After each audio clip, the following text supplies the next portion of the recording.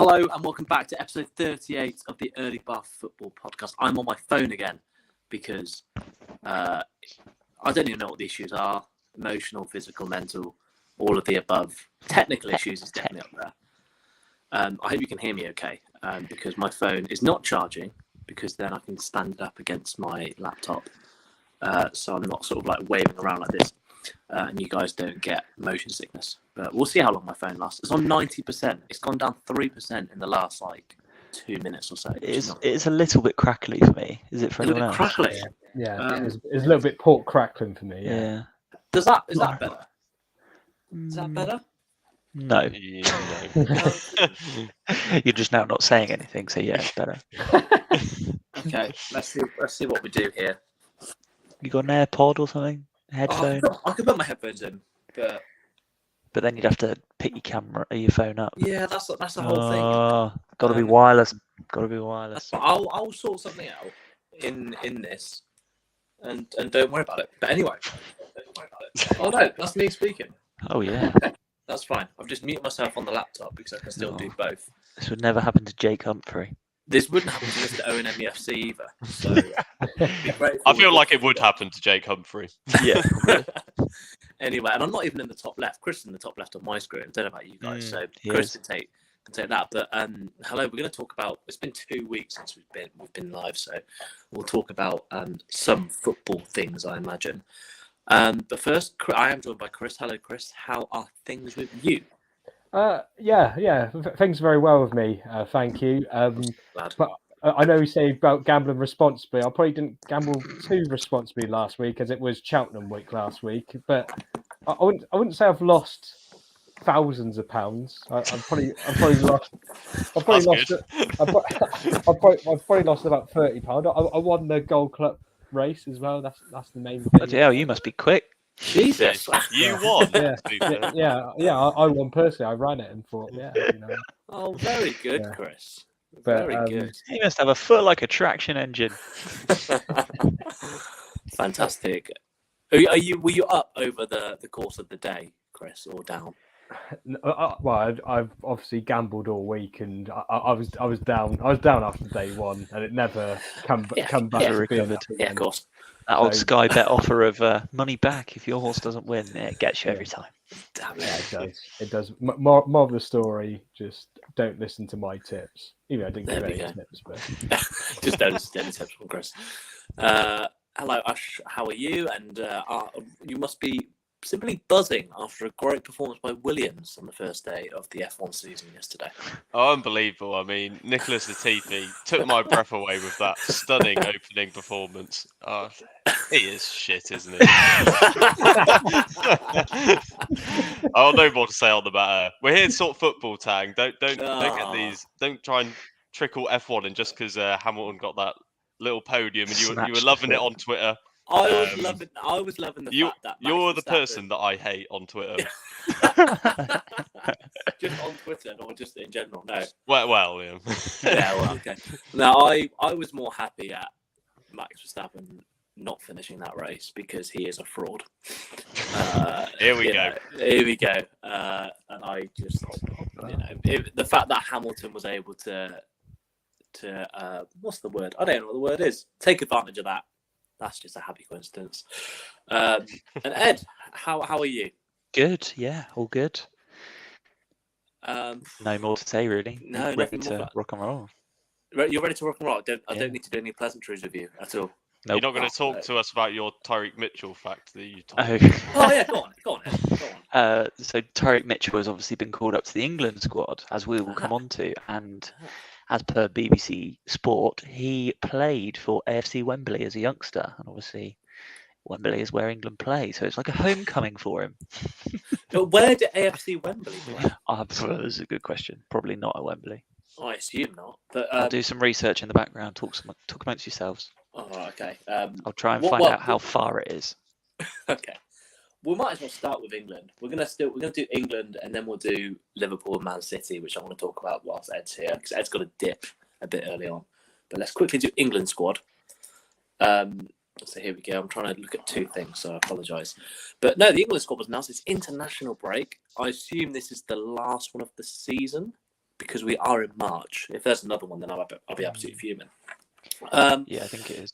But yeah, it's England have Switzerland and the Ivory Coast. One of them on Friday. Yeah. And the other on another day of the week. Saturday and Tuesday. Sorry. Oh, Saturday and Tuesday. Thanks, Ed. I thought you might already have that up, which is why I looked in your direction pensively. So England have a great squad. Ash was pre-pod loving the players, quite frankly, that were in the squad, especially the defenders. And yeah, a couple have dropped out. We've recently, about an hour ago, news off the press that Tyrique Mitchell and Kyle Walker-Peters, wasn't it, have been called up to the England squad, as Trent has been. He's got his injury, and Aaron Ramsdale's also been. He's got a hip injury, apparently, I think Chris said. So let's start off with that, Chris. England squad, what are your thoughts on it? And are there players in there that you are surprised are in, Tyrone Mings? Or, just what are your general thoughts? First and foremost, I must say our attack and midfield is superb. The depth we have in there is absolutely phenomenal. I mean, I know in the original squad we had Tammy Abraham in there, which obviously he fully deserves to be in. I'm going to switch. I'm going to switch, Chris. Okay, just carry on. Which unfortunately, like he obviously he's picked up an injury in that, and like you're looking at like the other attacking players. I mean, obviously like Saka, Smith Rowe been brilliant for Arsenal this season. Foden been class again for City. Sterling's one of the top goal scorers. Harry Kane seems to be hitting form again under Antonio Conte. Gallagher phenomenal at Palace, but I then look at the goalkeeping and defence situation, and it honestly baffles me. I mean, all right, it hasn't helped that Ramsdale's picked up an injury, because I think Aaron Ramsdale is now England's number one. I mean, I know people will say, but Jordan Pickford, he's done well for England, blah, blah, blah. I mean, he's at a very poor Everton side, and Pickford ain't helping the causes himself, is he, at Everton? Let's put it that way. You could argue, can you hear me? I can hear you, yeah. This is great. Yeah. The laptop's fine, it's all back. You could argue that Pickford hasn't really done much wrong for England, which might go into Southgate's thing. Same with Maguire and that's the only technically even Mings, right? That's the only reason players like that are in it, is because Southgate knows them, he can trust them, and they've done well for him in the past. But then you can flip that and go, well, it's two friendlies. Why don't why don't you take those players out of the firing line and you know how Fikayo Tomori hasn't got in that England squad is very honestly surprising. It's ridiculous, to be honest. I mean, he's in a title race in Serie A, like one of the top leagues in the world in that, and he hasn't got a sniff in yet. Like you said, Tyrone Mings and Harry Maguire have gotten ahead of him. It's honestly it has to be just because Southgate trusts Maguire and Mings, because obviously he has worked with him. I suppose as a player, what would you prefer? Would you prefer to be dropped from an England squad and be able to have an extra week to work on in training on all the different bits of your games that aren't going well, or would you prefer to have a bit of an escape by going away with England, play with different players? I think that's an interesting one, because if you're Ralph Rangnick, especially in the Maguire case, let's talk about Maguire. You want Maguire. Ideally, you want to take him out of the firing line for a couple of weeks, don't you? If you're Ralph Rangnick, he's not been going through the best of form. He's really not in a good space, or as a lot of football managers say, not in a good moment at the minute. The international break is sort of like a ready-made break, obviously, for a couple of weeks or so. So, maybe Rangnick is speaking to Southgate and say, you know what, don't pick him. He needs a couple of weeks out. It doesn't affect Man United season if Maguire's out for a couple of weeks, because it's obviously an international break. But then, as you said, is it sort of an escape? Is it sort of, to be with different players in a different situation? It's a really difficult one, right? Because also, if he drops him and says, he needs to spend some time with United working on his game, it's pretty demoralising, isn't it, being dropped from your national team when you were like starting 11 from the last tournament and through most of the qualifiers. Yeah, Ashley, you were going to come in there. Yeah, I agree with what Ed said. I think in Harry Maguire's case, for him to be dropped from England would probably be detrimental to his confidence. Another nail in the coffin. and England, he has been good for England, and I feel like he's built up confidence around that players and around the group. Like the group believes in him. I feel like in Manchester United, maybe that is less so the case. So I think he's in an environment where he can play well, and I think if he plays well for England, then he might gain more confidence, which will enable him to hopefully play better for Manchester United. So if you're Ralph Rangnick, then you probably do want him to play for England. Yeah, although if England play a back three in these two friendlies and he plays, it kind of doesn't do him any favours, does it? Because he's not going to be playing in a back three for United. Or is he? I don't know. Well, people will criticise Maguire at the minute for whatever he does. You know, he could put in a 10 out of 10, score a hat-trick for big slab headers, and people would would have a go. Yeah. People like Goldbridge would still be wanting him to, leave anyway. So why is he doing the dance? No, Maguire probably cup his ears up to the fans and silence his critics. Oh yeah, he's done that against Albania. How many times can you silence your critics?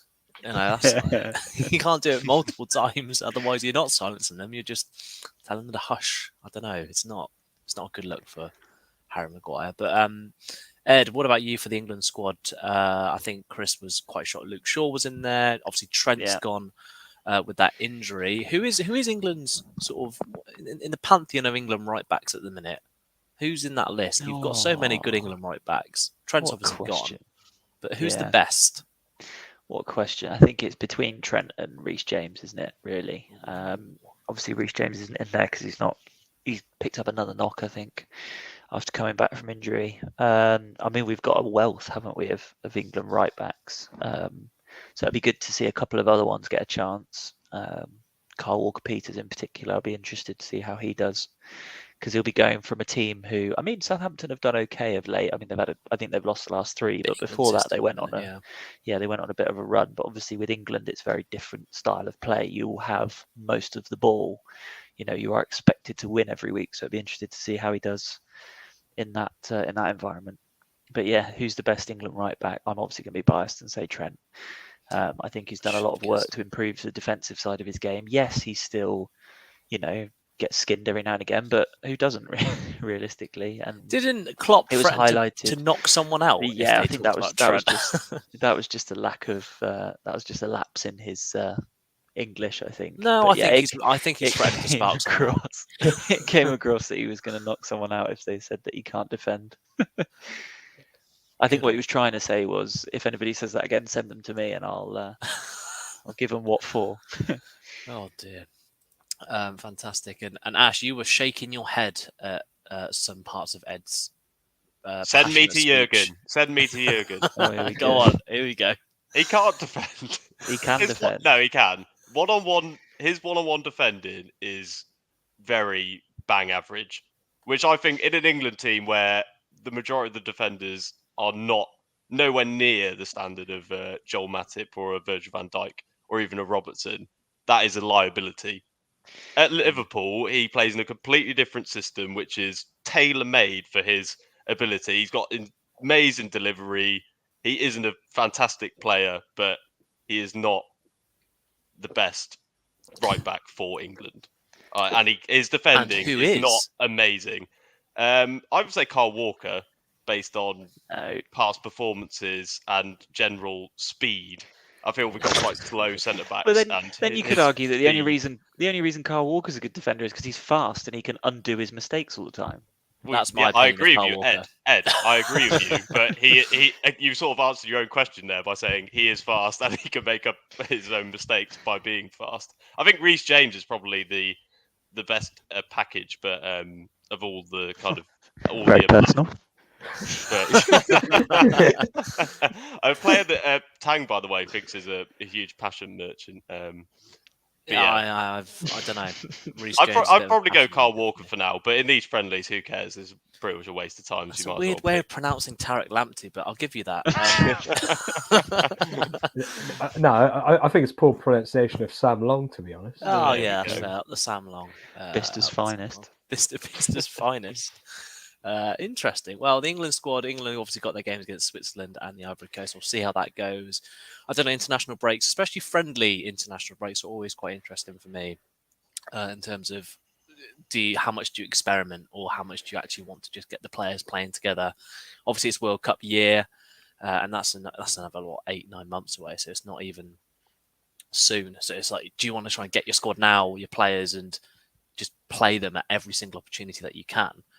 Which I think Southgate might do. Obviously, there's a few injuries and things like that, and players pulling out. But international sort of breaks are they're just inconsistent, aren't they? They come at different times, a bit meh. So anyway, we'll leave the England squad there because I hate talking about the international. Côte d'Ivoire will be an interesting game. I haven't actually seen their squad. No, and always Switzerland are always better than anyone actually thinks. So I don't actually know. Is Zaha in the Ivory Coast squad? No idea. They're normally one of the better African nations, aren't they? But they just always fall apart in the African Cup of Nations. Yeah, is Ash? I think Ash might be hurriedly typing about Zaha Ivory Coast. I'm not. Okay, that's fine. You're just messaging someone else. That's fine. Because Zaha obviously has the whole England, that whole debate about who he represented and things like that. So that might be an interesting one.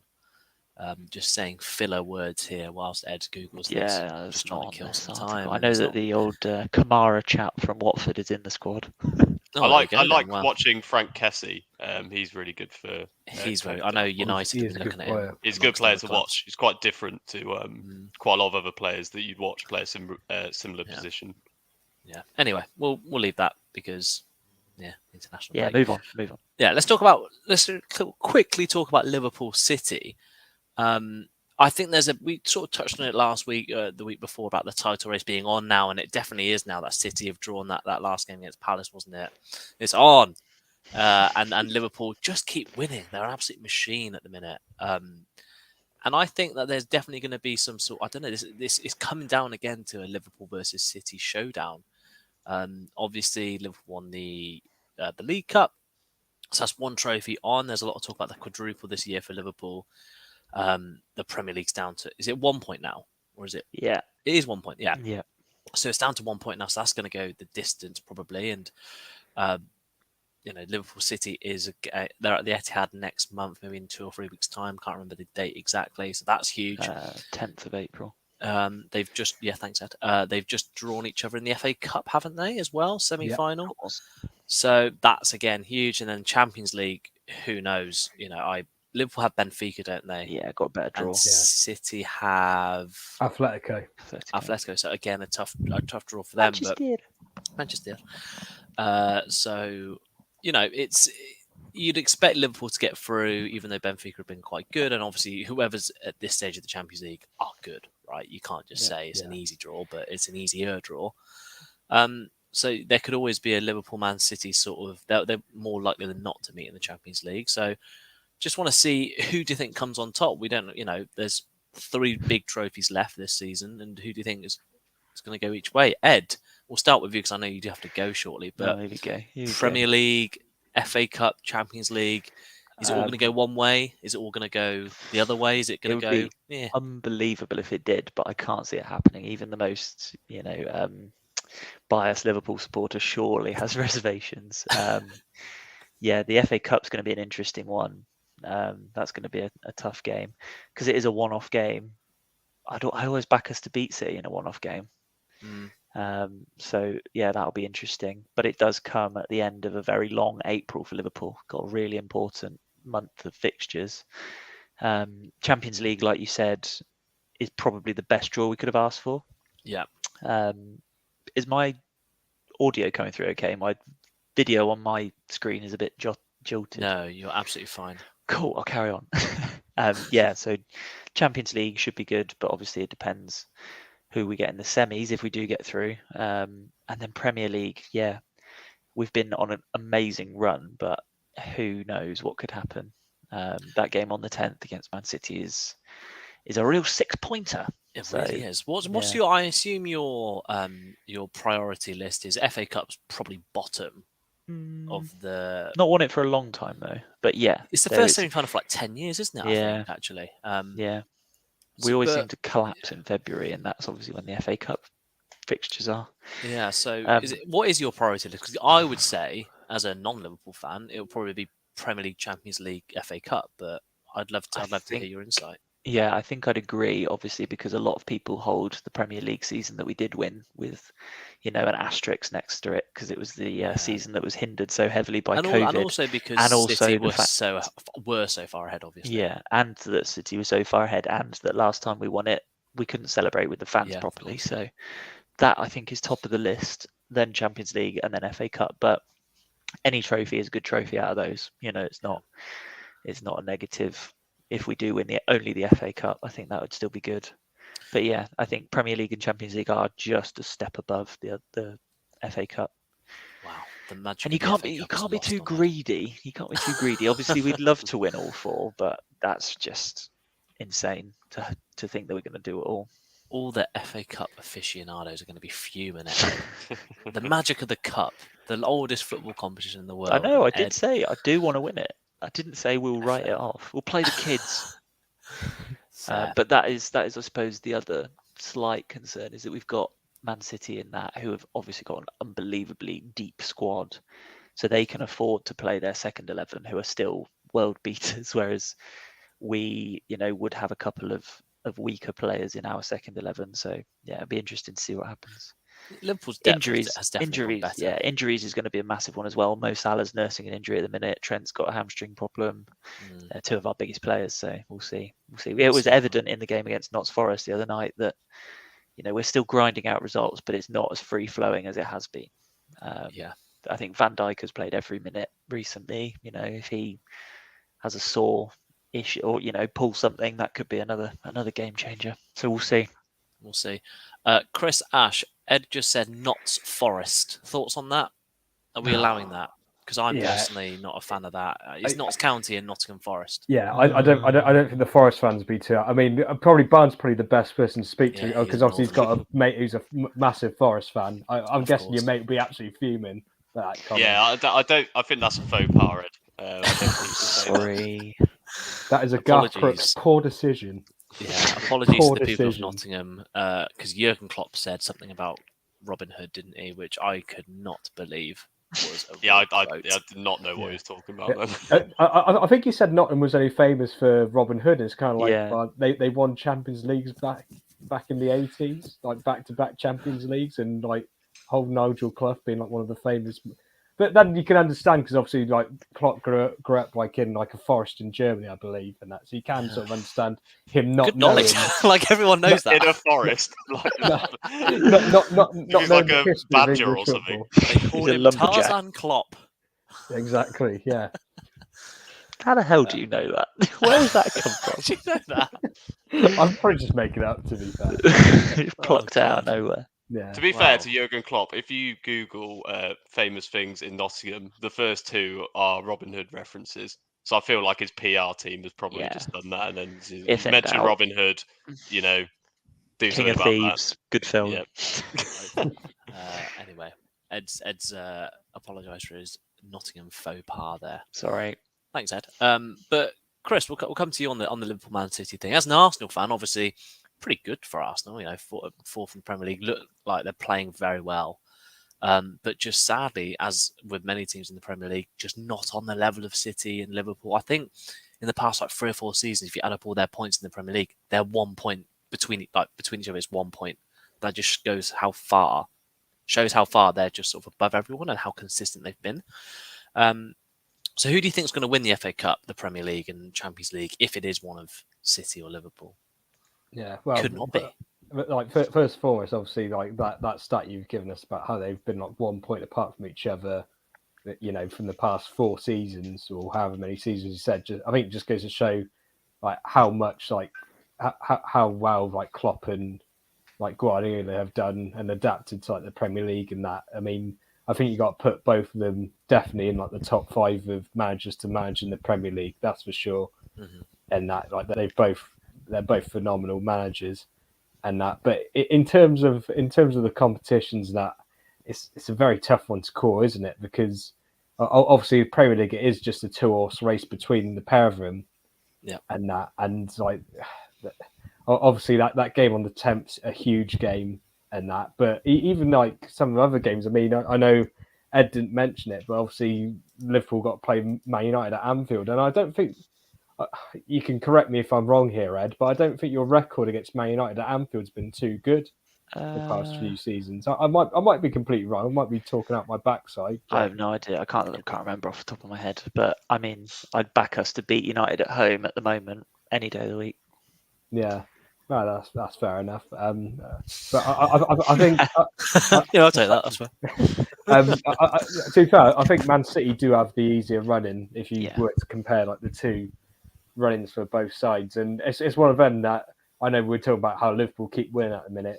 Man City could easily just turn a switch and they can start winning all their next games. It's one of them. It's so hard to call, but just to wind Ed up, I'm gonna go with Man City for the Premier League. As much as it pains me to say it, because obviously I do not like oil money at all.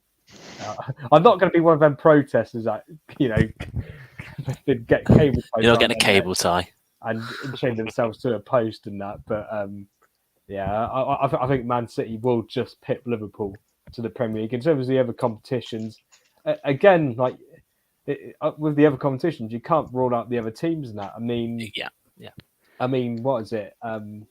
Obviously, Chelsea, despite all their troubles and that, they are still a very good team, and they're also battling on both the Champions League and FA Cup front. And Chelsea might even take the FA Cup more seriously than Man City and Liverpool. The fact that they're not in the Premier League title race. All right, they're not playing Man City or Liverpool. They are against Crystal Palace. And again, you can't write off Crystal Palace as well, because like Patrick Vieira has done absolutely incredible job. I think if you would have offered a Palace fan as soon as Roy Hodgson left, if you would have offered them comfortably mid-table and a FA Cup semi-final, I think they would have bit your hand off and said, "Yeah, I'll take that all day, every day," and that. So you can't. And bear in mind, like, I think Palace are the only team, like they're one of the few teams that have actually been unbeaten against Man City in the league this season as well.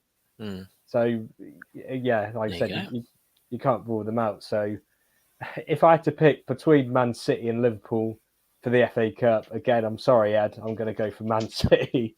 If I'm just picking out of those two, just for the FA Cup, but obviously my heart says I want Crystal Palace to win the FA Cup, because obviously Patrick Vieira, he lifted it so many times. Of course, that would be a nice story, wouldn't it? Yeah, it'd be nice to see him lift it as a manager, and like I think like obviously with the job he's done at Crystal Palace, it'd be awesome and that. But so Champions League. And Champions League, who do you reckon, Chris? Champions League, I will actually back Liverpool over Man City. I mean, people will think, well, why have you backed Man City over? But I think there's going to be that psychological hurdle with Manchester City when it comes to the Champions League. It's experience as well, isn't it? And there's going to be a lot more pressure. There's more pressure on Man City to win the Champions League than what there is Liverpool. I mean, Liverpool, they've won it 6 times. They've won it under Klopp. I mean, they had pretty much most of that squad when they beat Tottenham in that final in 2019. Whereas Man City, I think a handful of players might have won a Champions League, but they've won at other clubs and that. And it's just that hurdle. And I think it's only Scott Carson, actually, Chris. Is it only Scott Carson? That's what I think it actually is with Liverpool. He gave what he wanted at Liverpool, didn't he? And it's also one of them as well that you could actually see Atletico like being massively disrupting to Man City, and Man City just losing their heads against a team like Atletico, because like Atletico just one of them teams. You might like people absolutely hate the way they play in that, but they do it so effectively, and that's how they win. That's how they win games, and that's how they've won. That's how they've won trophies under Simeone. And not only that, like if you think from a Atletico point of view, like under Simeone, the Champions League is the only trophy they haven't won under him.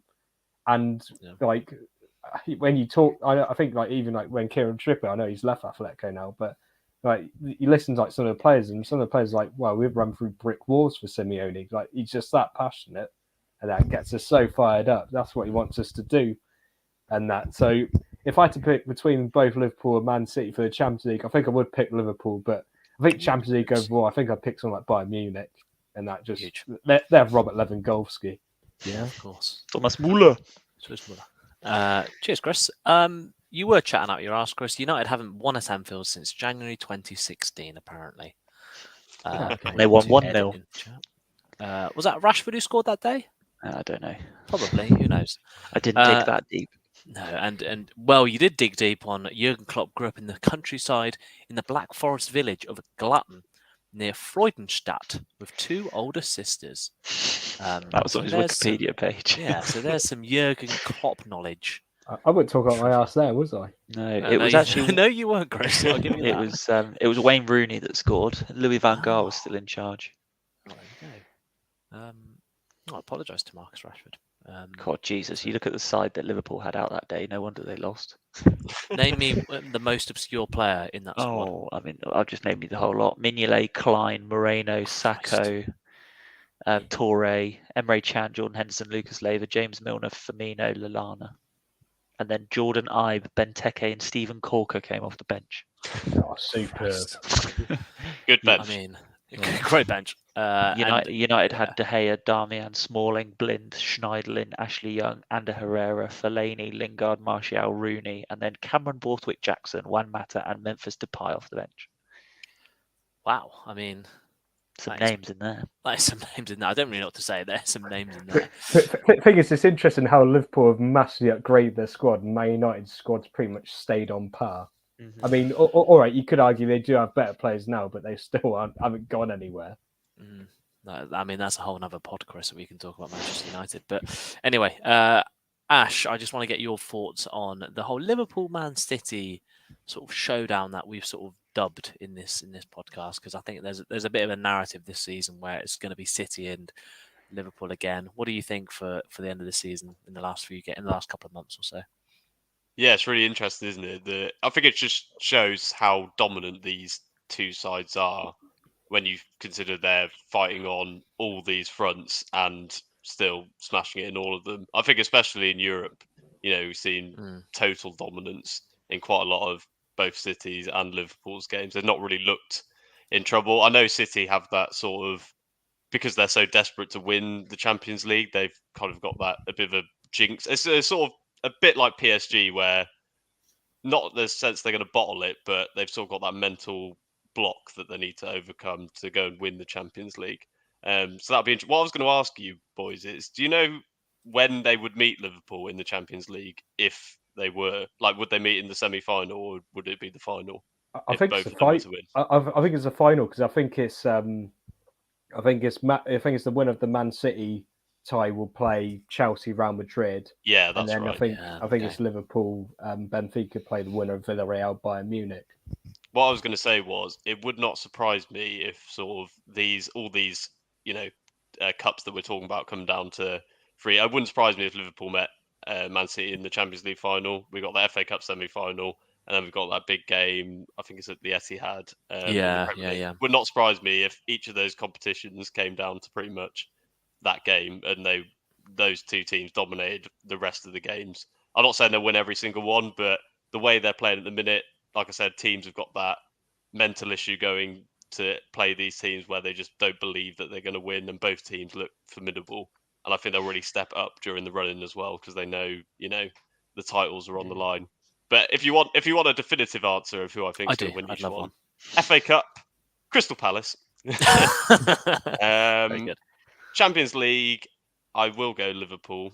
Good evening, Unai Emery. And Premier League's tough. I really can't call the Premier League. I'm not sure. I'm going to switch it, because I'd be surprised if Liverpool did the double. I'll say Liverpool for the Premier League, and I'll say Bayern Munich for the Champions League. Oh, Sue. Oh, very Sue. Hello, Sue. I don't think Manchester City will win the Champions League. I don't know. They will eventually, of course. All the Premier League, all the FA Cup, by the sounds of it. No blue moon for you, mate.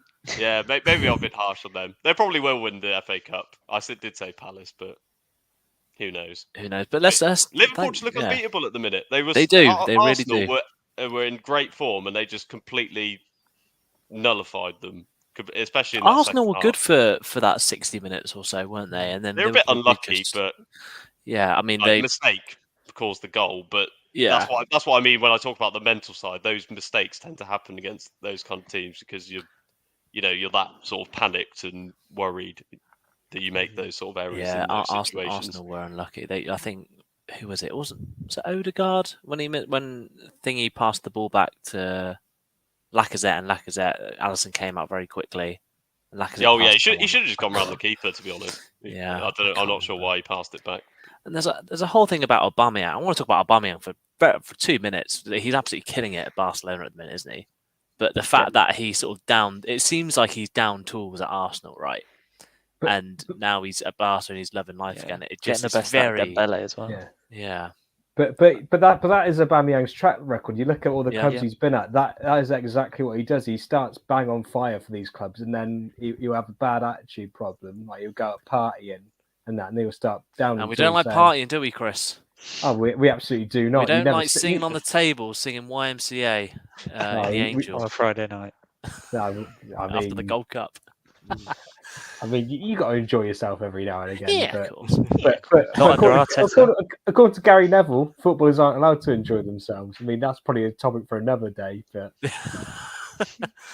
oh, sorry, I didn't mean to call you out there, Chris. I'm sure your dance was very good. I'm just jealous that I can't dance. It was, but Barnes can vouch for me. It was very good.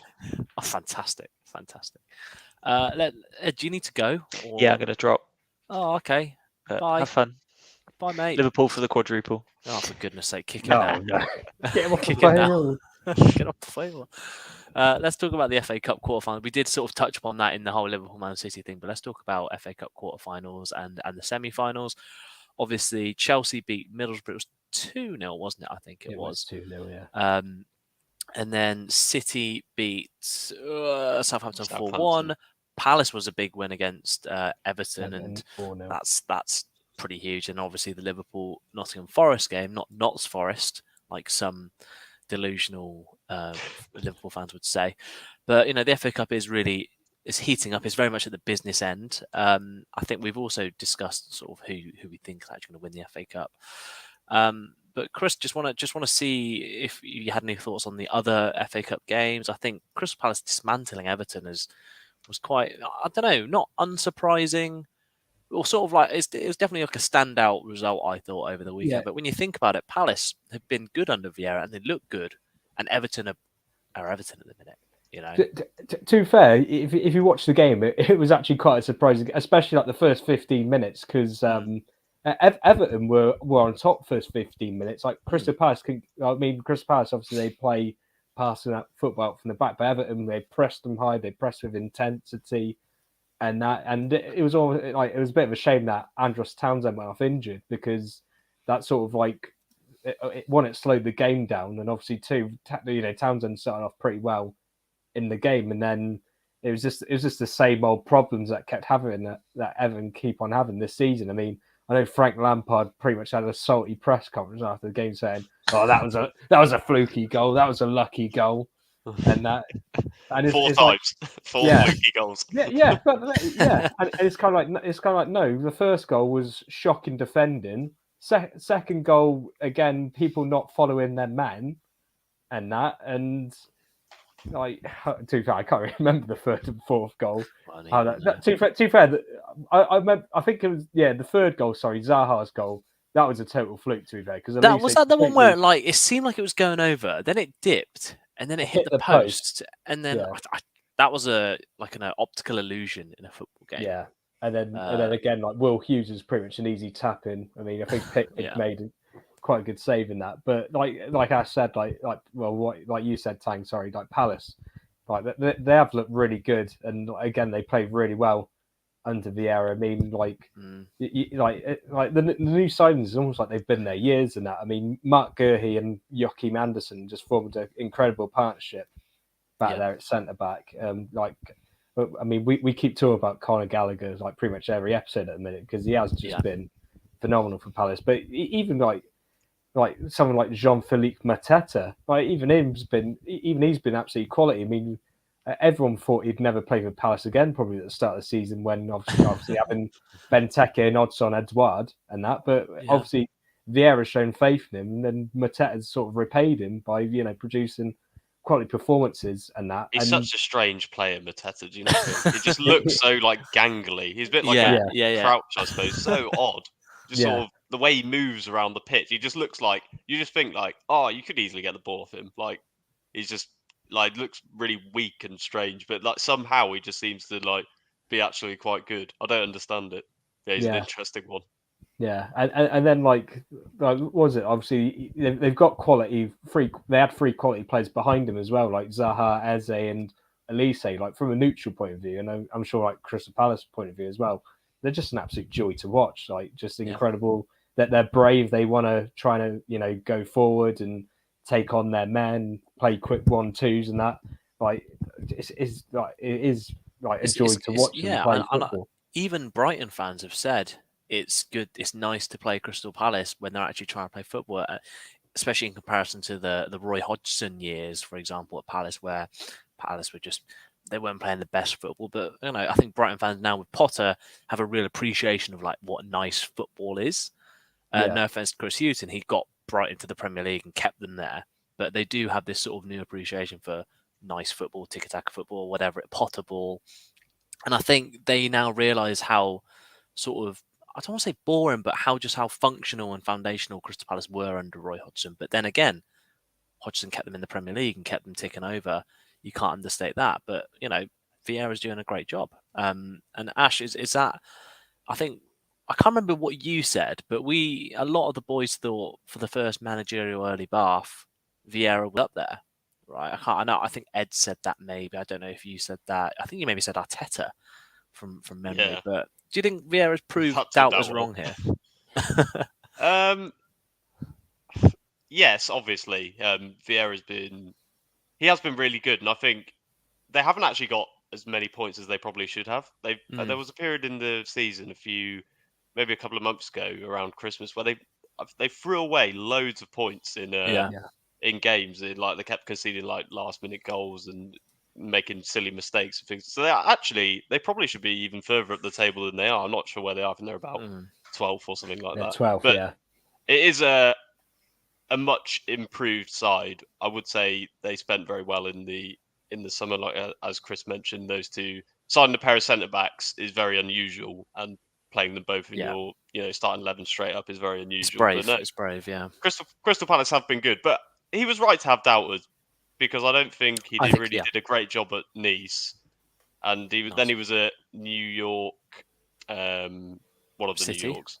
New York City, yeah. New York City, and I know, if you're in that, it's a bit like this sort of Red Bull-ish sort of coaching. If you're in the City coaching group, you're sort of you might think they're quite good, but he didn't really do amazingly well. So I think there was pressure on him coming in. I don't think necessarily we were right to sort of question, like, would he be good? We didn't really know. He was a bit of an unknown quantity, but he has been really good. So fair play to Vieira. Yeah, Vieira's been good. He's surprised me, I think, because as he said, sorry, Tang, he's been the best high-profile former Premier League midfielder manager in the league. Comparing him to Stevie Gerrard and Frank Lampard. Probably harsh on Mikel Arteta. Arteta has been really good as well, but Scott Parker. I wouldn't put Arteta in that bracket with those players.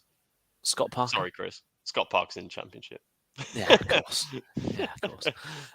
So that's a huge claim from you, but very good. I was going to say Scott Parker's in the Championship, listening to the streets. Well, there you go. And who did you boys say to win the FA Cup? I can't remember from the previous segment. Palace, and I'm backing Palace as well. We're backing it as long as if Palace do win the FA Cup.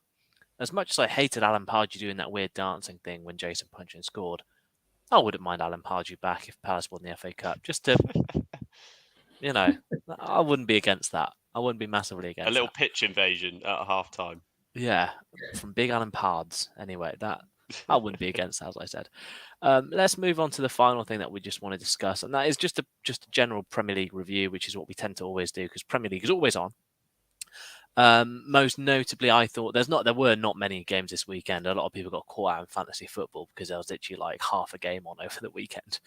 It was not a full fixture list. But for me, I thought the Friday night game with Leeds getting another huge win for them. That's a couple of really big wins, and Jesse Marsch is really sort of I saw an interview of him, and he seemed obviously people comparing him to Ted Lasso because they're stupid, and just because it's an American person with a funny accent, they can make that initial and immediate comparison. But Jesse Marsch he's got experience of doing good jobs at big clubs, big in, quotation marks, but Leeds picking up a couple of big wins. I know Arsenal got a good win against Aston Villa, and obviously Spurs beat West Ham. And I saw the Son Kurt Zuma thing. I don't know if you boys saw that, where Zuma sort of doesn't even kick the ball, but rolls the ball over to Son. And I only saw this clip. I didn't watch the game, but I saw that clip without any context. I saw Son go down. And then is it regular on that? Just steaming in. Yeah, like wanting to scrap Zuma. And I thought it was a joke I thought Son was doing it as a joke. Just being like, like really taking the mick and being really like sort of over dramatic on it. But it really just kicked off. I don't know if there's any more context to that because I don't know anymore. But Chris, is anything on any of the football of the 3 or 4 games that actually that happened over the Premier League weekend? Well, let's just say the whole celebration police come out over the weekend. How dare Arsenal celebrate winning a game of football? I mean, come on. Gabby Bonhall, Ashley Young, come on.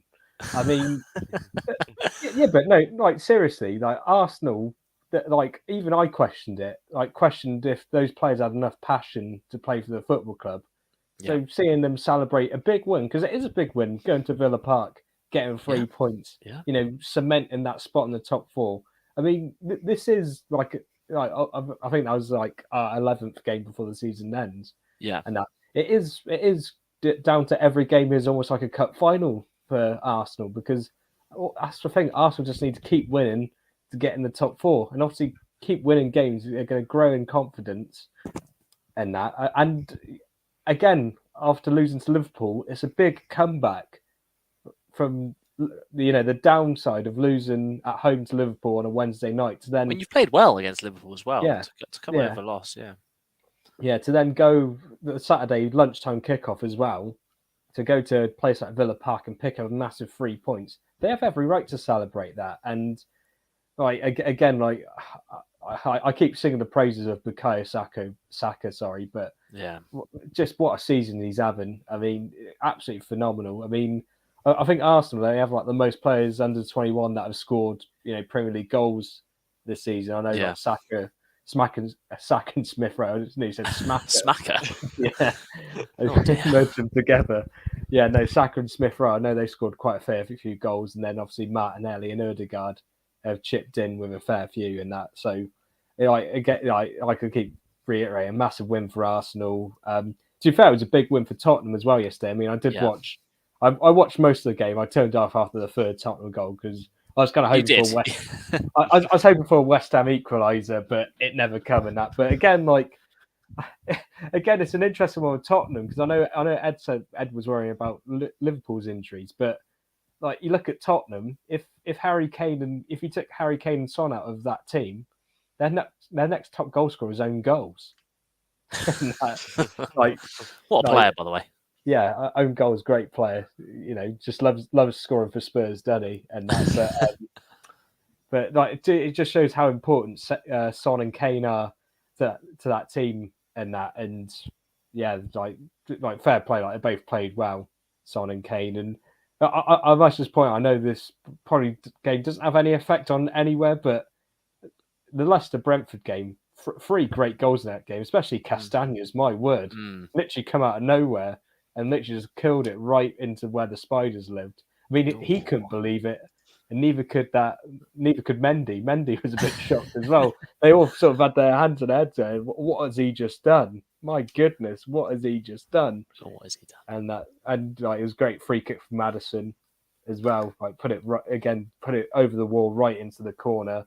I know people sometimes question goalkeeper when some free kicks go in, but it was one of them you couldn't question Raya about that, because it was literally over the wall into the corner, and so fair play, 3 cracking goals in that game. Fair play, and I think with the Arsenal point, they've got every right. They're in pole position for 4th place at the minute. They're playing good football. I think we talked in the chat separately that Arsenal have a very good young squad, and they're probably only going to get better. Arteta's got rid of that deadwood, and he's doing a good job, I think. Sort of on and off the pitch there.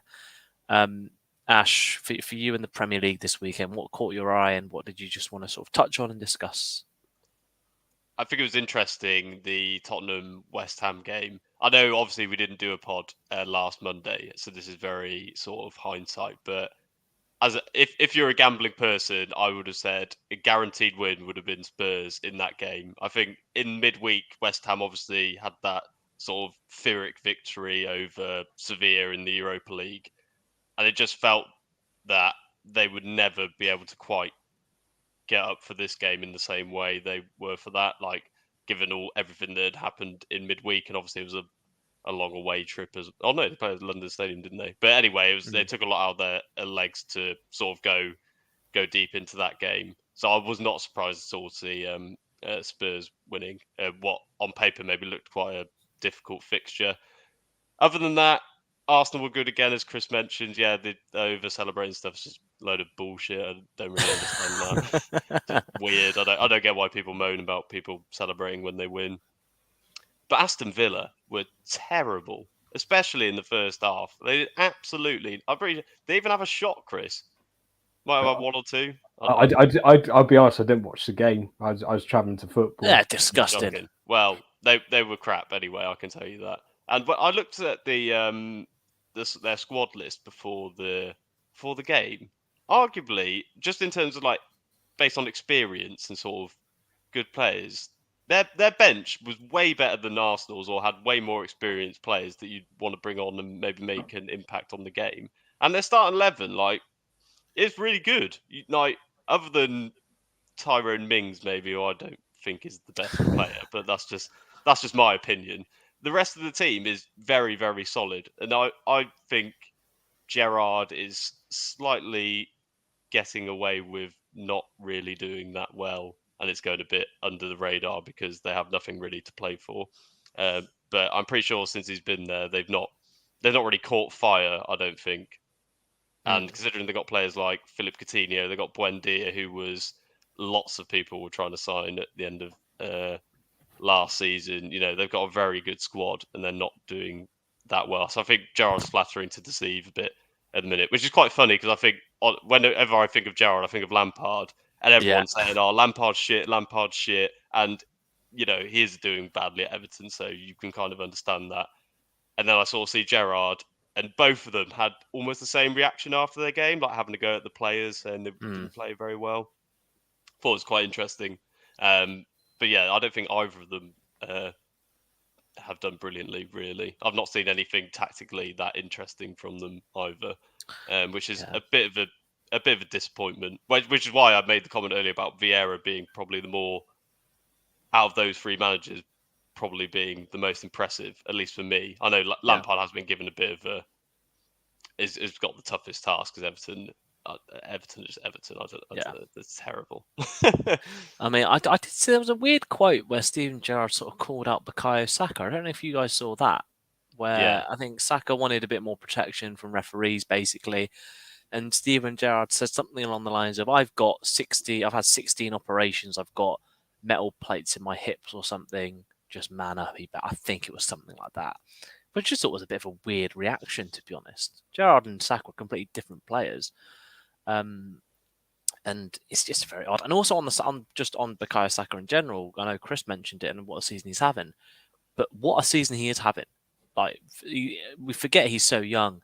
And if I'm being honest, especially after the Euros and what happened at the Euros, that takes a physical and mental toll on a person, whether you're experienced or not. And the fact that, I mean, you just have to look at Marcus Rashford, who's currently not in the best place at the minute with his football. And, you know, a lot of United fans are just saying, get out of the club. You know, you've got no passion and you don't care about the club. But Saka's, you know, at the complete opposite end of that, you could argue. So, you know, it's a really interesting one. It really is, just to see how that affected him, the Euros, and obviously everything that went on. So, yeah, fair play to Bukayo Saka.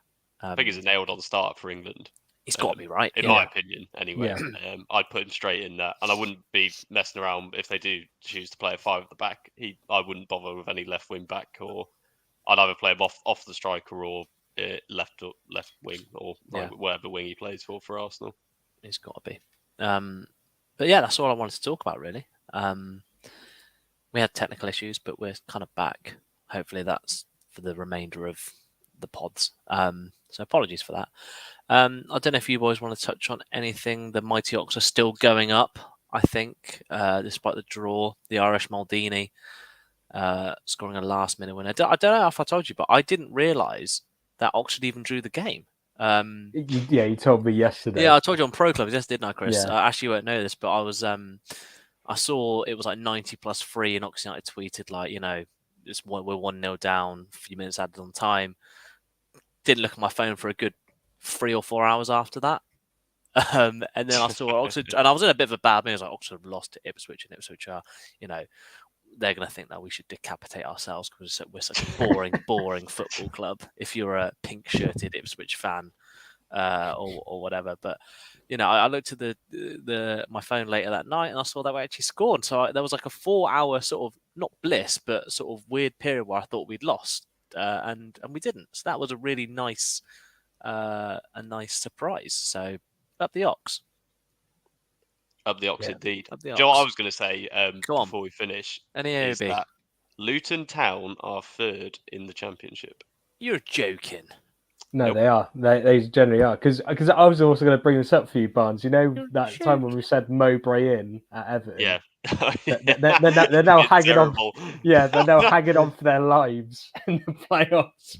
Like they've literally just absolutely just dropped. Like the form's just been absolutely terrible. You know what, Chris? I did see that. But obviously I wasn't going to bring it up because I didn't want to throw myself into the mud.